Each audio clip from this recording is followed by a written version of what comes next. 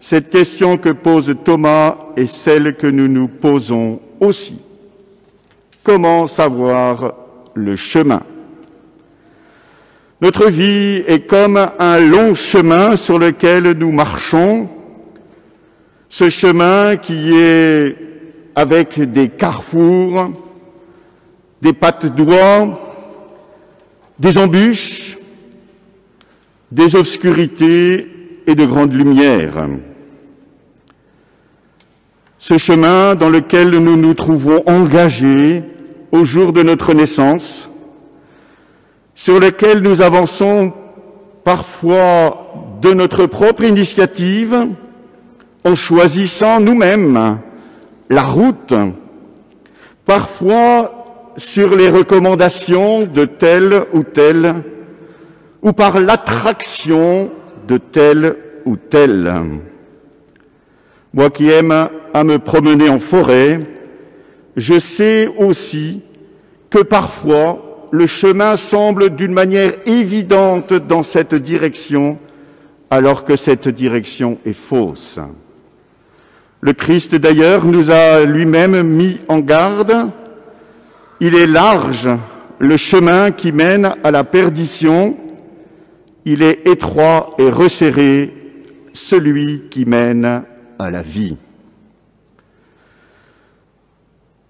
Dieu nous accompagne sur les chemins que nous prenons.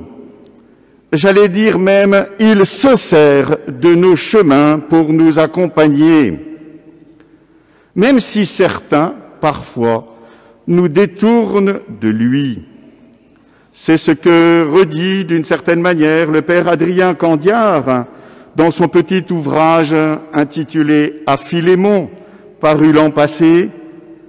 Nous croyons chercher la face de Dieu, dit-il, mais c'est lui qui cherche la nôtre. Dieu nous rejoint sur nos chemins.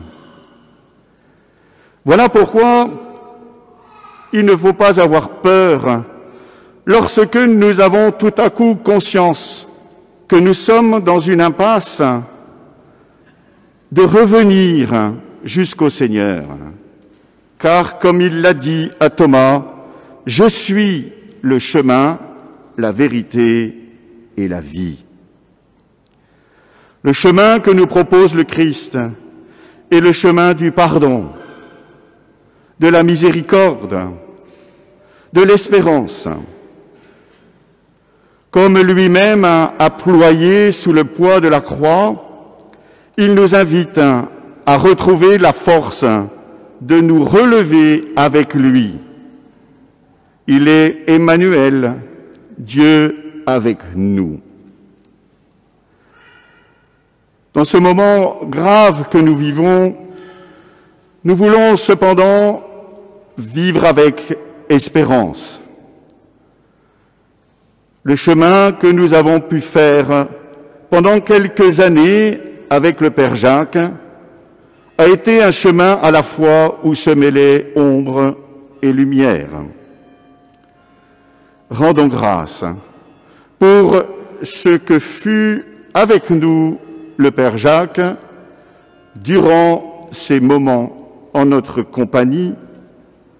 Nous avons pu, par moments, reconnaître sur son visage le visage du Christ, dans la douceur évoquée au début de cette célébration par le doyen Édouard, dans la délicatesse qui pouvait être la sienne. Rendons grâce parce qu'il aura été sur notre chemin témoin de la tendresse de Dieu. Et implorons le Seigneur qu'il prenne dans sa miséricorde celui qui nous a quittés. Dieu seul connaît les reins et les cœurs, nous dit la Bible.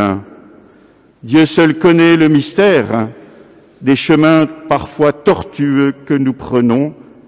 C'est lui qui saura reconnaître dans le cœur de Jacques ce qui était bon et trier ce qui a pu être mauvais.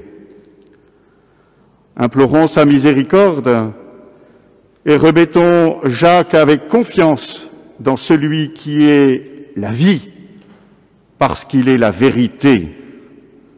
La vérité vous rendra libre, nous a dit encore le Seigneur. N'ayons pas peur de la vérité si elle est vécue dans la charité de Dieu. Amen.